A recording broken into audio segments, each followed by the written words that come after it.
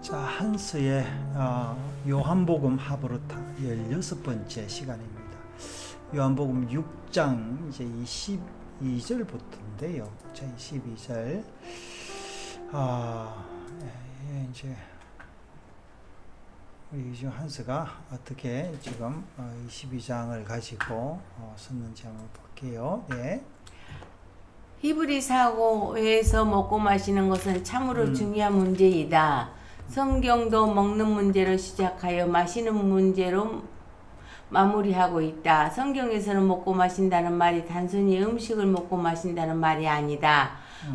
먹는 것은 씹고 삼킴으로 소화하여 그 음식과 하나가 된다는 말이고, 마신다는 말은 생존을 위해 생명을 공급받는다는 말이다. 먹고 마시는 것은 음식과 음료가 내 몸 안에 들어와 새로운 질서와 가치를 내면화시키는 언약적 행동이다. 예수님께서 새 언약의 새로운 질서로 언약 백성의 참된 양식과 음료가 된 것이다. 자, 이제 먹는 게 뭐 사실 우리 레이기 보면은 뭐 제사 지내는 거, 먹는 거, 네. 예, 또 심지어 입는 것까지 이야기를 하고 있죠. 오늘 이제 먹는 것을 가지고 이야기를 하고 있는데요.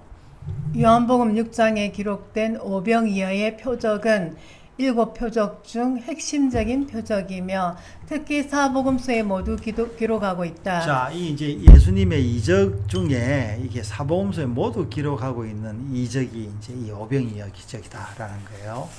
특히 이번 본문은 오병이어의 표적을 광야의 만나 사건과 연계시키면서 이 표적과 만나의 실체인 하늘로부터 온 생명의 떡 예수 그리스도를 가장 빛나게 조명하고 있다.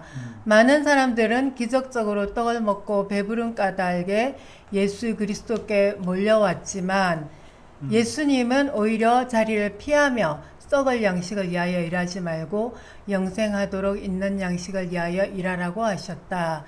예수님을 따르던 많은 유대인은 이런 주님의 말씀을 전혀 깨닫지 못하고 영생하기 위해 어떻게 하나님의 일을 해야 하냐고 반문했다. 유대인들은 자신들이 율법의 말씀을 행함으로 율법의 의를 이룰 수 있다고 생각하였기에 영생을 위해서 어떤 자기 공로적인 일을 해야 한다고 생각했다. 근데 이제 사람들이요, 이게 사실은 이게 선물 받는 게 굉장히 어색한 사람도 있어요. 안 받아. 네. 그 심지어 자식들도요, 부모 유산 거절하는 그런 자식들도 있어요. 근데 우리가 이제 이 영생에 대해서도 이 사람 유대인들은 뭔가를 해야 된다라기 때문에 이제 계속 이런 이야기가 나오는데요. 예. 그러나 예수님께서는 영생을 위한 하나님의 일은 하나님께서 보낸 일을 믿는 것이라고 했다. 그리고 이 믿음에 대해 이야기하시면서 광야의 만나와 오병이어 표적을 연계하여 설명하셨다. 신의 광야나 베세다 광야에서 내린 만나는 그 먹은 당시 배고픔은 면했지만 결국은 다 죽었다는 것이다. 그러기에 예수님께서는 이들에게 참 생명을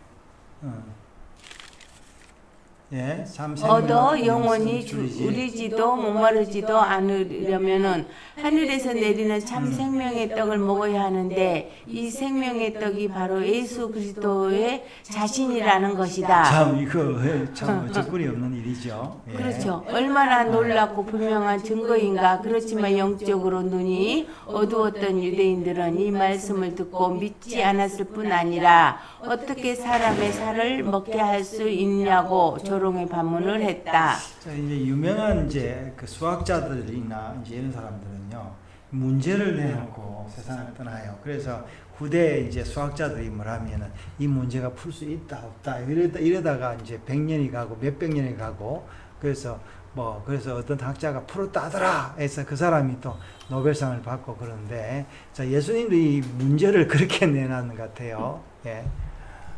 영생을 위한 하나님의 일이 하나님께서 보내신 일을 믿는 것이라고 했다. 그리고 이 믿는 것이 생명의 떡이신 예수 그리스도를 먹고 마시는 일이라고 했다. 예수 그리스도를 믿음으로 먹고 마시는 일이 광야 만나의 원형이라고 했다. 생명의 떡을 먹는 것은 유대인들의 오해처럼 실제로 사람의 살을 먹고 피를 마시는 것이 아니다. 초대교회에서도 세상 사람들은 떡과 포도주를 나누는 성만찬에 대해서 사람의 살과 피를 먹는다고 오해했고, 지금도 일부 중세교회 후예들은 성만찬 시 실제로 떡과 포도주가 살과 피로 변한다는 생각을 하고 있다. 태초에 계신 말씀이 육신의 몸을 입고 이 땅에 오신 예수 그리스도는 우리의 생명의 떡이 되시고 우리가 이 떡을 먹고 마심으로 영생을 얻는다는 것이 무슨 뜻인가? 생명의 떡 예수 그리스도를 먹는다는 것은 예수 그리스도의 구원 언약의 은혜로 삼킨 바 되어 십자가로 함께 죽고 부활로 함께 살아 예수 그리스도와 하나의 연합을 이룬다는 말이고, 마신다는 말은 예수님의 생명력이 나에게 공급되어 새 생명을 얻었다는 말이다. 자, 연합과 생명을 얻는 거. 예. 그렇다면 이번 본문의 핵심은 무엇인가? 영생을 얻기 위해 생명의 떡이신 예수 그리스도를 먹고 마시는 것과 영생을 위한 하나님의 일인 보내신 예수 그리스도를 믿는 일이 어떻게 우리 신앙생활에 작동하는 것인가? 이 문제를 이번 본문의 핵심 부분인 41절에서 46절에서 증거하고 있다. 자, 41절에서 46절 한번 볼게요. 네. 자기가 하늘에서 내려온 떡이라 하심으로 유대인들이 예수에 대하여 수군거려 이르되 이는 요셉의 아들 예수가 아니냐, 그 부모를 우리가 아는데 자기가 지금 어찌하여 하늘에서 내려왔다 하느냐. 예수께서 대답하여 이르시되 너희는 서로 수군거리지 말라. 나를 보내신 아버지께서 이끌지 아니하시면 아무도 내게 올 수 없으니 오는 그를 내가 마지막 날에 다시 살리리라. 선지자의 글에 그들이 다 하나님의 가르치심을 받으리라 기록되었은즉 아버지께 듣고 배운 사람마다 내게로 오느니라. 이는 아버지를 본 자가 있다는 것이 아니니라. 오직 하나님에게서 온 자만 아버지를 보았느니라. 자, 이거 이제 요한이 썼는데 이것도 어려운 말씀이에요. 예, 예, 예.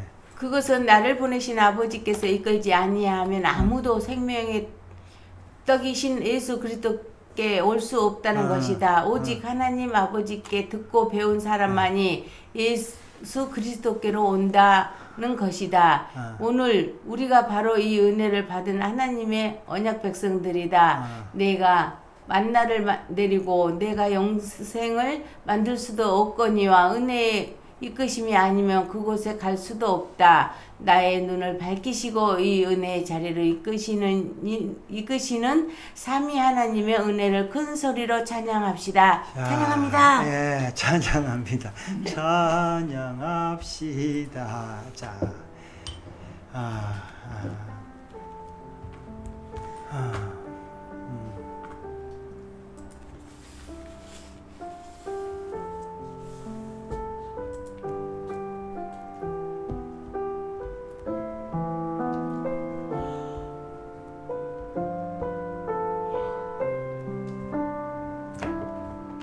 자, 하나님의 음성이, 주님의 말씀이 우리의 양식입니다. 오늘도 이 양식이 풍성한 날이 되시기를 바랍니다.